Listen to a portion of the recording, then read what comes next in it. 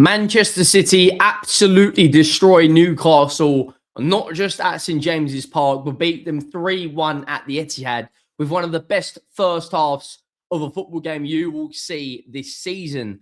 The big question mark is, why are City so good in domestic competitions, but not that great at the moment in the Premier League? And if they can transfer this form from the domestic competitions into the league, they may catch Arsenal. As it stands right now, I think Man City are the comfortable second favourites. I don't think they're on as good form as Arsenal right now, and I don't see them winning the league. However, there's a long way to go. There's still 13, 14 Premier League games to play. There's a lot of games in the Champions League to play.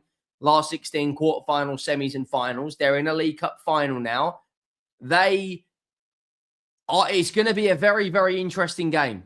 A very, very interesting game. And I personally believe that League Cup final, between March and April, I think it's between the 23rd of March and the 22nd of March and the 23rd of April, City could play Arsenal 3 or 4 times, which is absolutely obscene. They will be playing Arsenal in the League Cup final. City tonight were very, very, very good. And I want to add one thing. Big question. It's not controversial, but it is a big question. Are City a better football team without Erling Haaland in it? And that's not reactionary just off this game. The last couple of games he's played, he hasn't got a huge amount of service.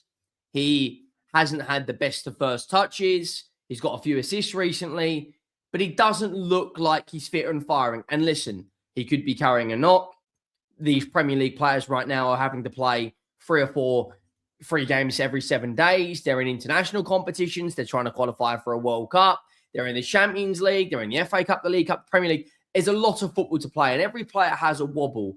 But are City a better football team without Haaland? You think of the Man City teams where they played Sterling in a false nine with Riyad Mahrez and Bernardo Silva, or, with Phil Foden playing in a false nine, Kevin De Bruyne playing in a false nine with a very fully functioning midfield. I don't know what Man City's tactics were today because they got absolutely bodied. They got bodied tonight. In the midfield, they physically could not compete.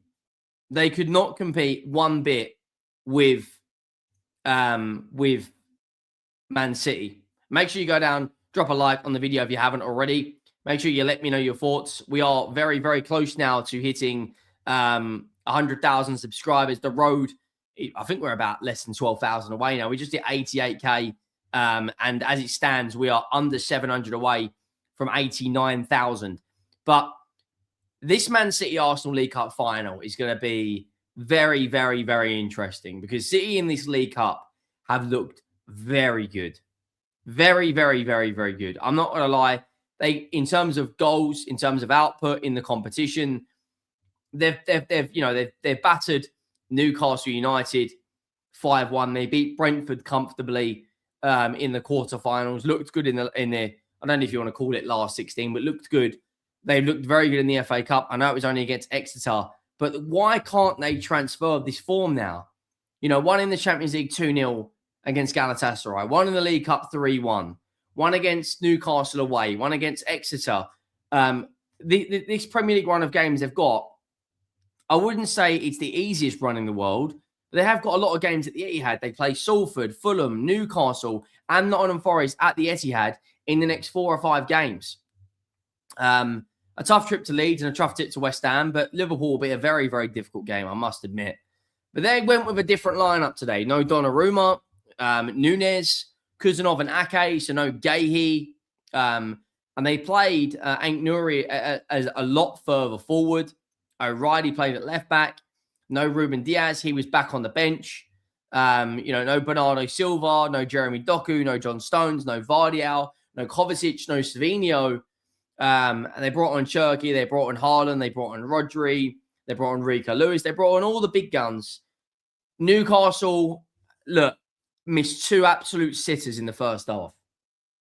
They take those sitters, it's a different ball game. I personally don't understand why he's gone to a back 3. Every single time, that midfield 5 of Ait-Nouri, Reijnders, Foden, Semenyo and Gonzalez When you go man-to-man marking against Manchester City, it never works.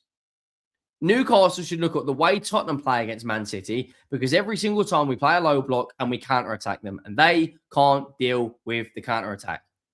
They can't do it. Simply, they just can't. Don't know why.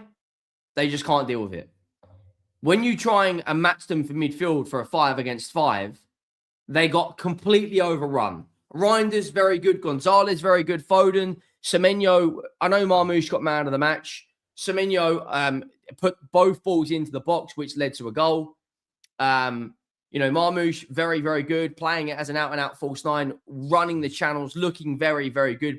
Maybe in a few games or time, he may be back to his best of the Marmoush we saw in the early days when he first joined City last, maybe a couple of years ago now. But for whatever reason, he's been out of form. He had a decent AFCON with Egypt. He's come back into the team. I personally believe, when I look at this Man City team, player for player, I don't think they're as strong as Arsenal. Where I do think they're stronger, though, is their front line. The options of Doku, Semenyo, Marmoush, Reijnders, Phil Foden, Erling Haaland, Semenyo. I think that's a stronger set of options. Foden is playing a bit of a deeper role recently, but for whatever reason, I don't see him getting back into the 10 because they've got Reijnders. The first goal, it's a really good bit of play from Marmoush. Does a 1-2, gets played through, running for on goal, and then it kind of Danberg comes in for a sliding tackle. It hits Marmoush, goes over the top of the goalkeeper. Ramsdale is very, very unfortunate and does end up in the back of the net. And you're thinking, well, it was already. I didn't see Newcastle coming back. And then the second goal, Semenyo puts a ball into the box. Marmoush tries to score. Keeper makes a save. Trippier makes a save. And then he ends up tapping it into an empty net. And you're just thinking, like, they are running ragged. Like, when you look at the match stats, more XG, more shots, 5 big chances created. Newcastle missed 4 big chances. Anthony Gordon has a big opportunity, plays Willock through. Willock hits it straight at Trafford. Then there was another one where Gordon was through, volleyed it left-footed at Trafford. On another day, they score those opportunities in the first half. It would have been a completely different game. Maybe the Etihad gets nervous.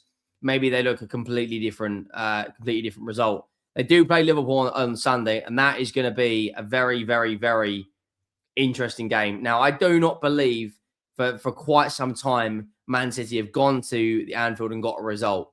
But they are, they did look good tonight. Now, the big thing is they scored 3 goals without Erling Haaland. They cruised into the next round of the League Cup. They looked very, very good.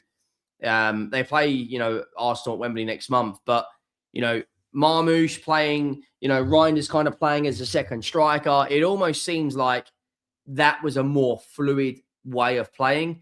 When you play Haaland, sometimes he doesn't get a huge amount of touches, but in and around the box, he's the best footballer in the world in and around the box when it comes to scoring goals. So do you take him out? Do you leave him in? I'm not necessarily sure. I think he'll come straight back in against Liverpool at the weekend, but that's going to be a very tough game, mate. That is, when you look at tough places that Guardiola has, he lost in the Champions League 4-0 all those years ago when Oxlade-Chamberlain scored that goal.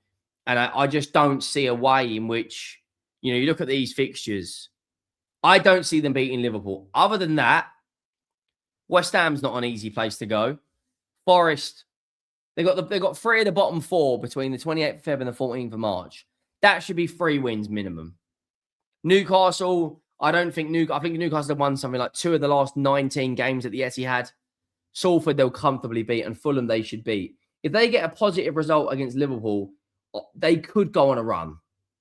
But, you look at the fixtures they've had recently. Drew against us. Lost to Bodo. Beat Wolves. Lost to Man United. Drew to Brighton. Drew to Chelsea. Drew to Sunderland.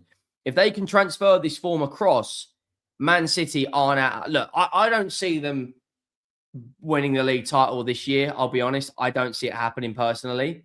But what I will say is they absolutely love the chase. Absolutely love it. Like that is what they live for, is chasing and winning titles. So I look at it right now. Personally, for me, I don't see them winning the league, but I'm not going to write them off by any stretch because they have got more than enough in the tank, more than enough quality, more than enough players to go out there and win. But make sure you drop a like, make sure you hit that subscribe button, and I'll see you next time. I'm out.